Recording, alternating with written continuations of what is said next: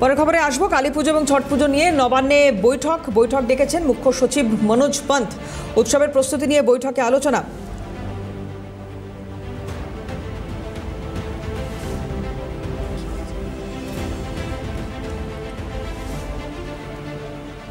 কালী পুজো ছট পুজো নিয়ে নবান্নে বৈঠক, মুখ্য সচিব মনোজ পন্থ সে বৈঠক ডেকেছেন। উৎসবের প্রস্তুতি নিয়ে এই বৈঠকে আলোচনা।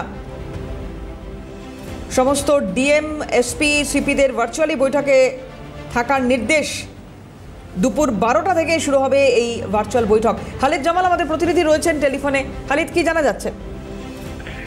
দেখো, গতকাল হাইকোর্টের কালী পুজো নিয়ে রিপোর্ট তলবের পর কিন্তু গুরুত্বপূর্ণ বৈঠক বলা যেতে পারে। তার কারণ রাজ্যের জুড়ে সমস্ত ডিএম, জেলার ডিএম এবং তার পাশাপাশি এসপিদের এই বৈঠকে উপস্থিত থাকতে বলা হয়েছে। এছাড়া কমিশনারেট এবং কলকাতা পুলিশের কমিশনারকে কিন্তু ভার্চুয়ালে এই বৈঠকে থাকতে নির্দেশ দেওয়া হয়েছে।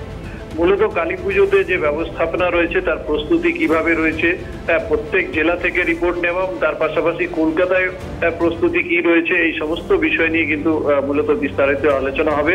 বিশেষ করে শব্দবাজি থেকে নিয়ে বলা যেতে পারে যে পলিউশন রয়েছে সেই সমস্ত বিষয়ে একদিকে যখন কোর্ট রিপোর্ট চেয়েছে 3 সপ্তাহের মধ্যে উৎসব শেষ হওয়ার পরে, এই সমস্ত বিষয় নিয়ে কিন্তু বিস্তারিত আলোচনা হবে এই ভার্চুয়াল বৈঠকের মাধ্যমে।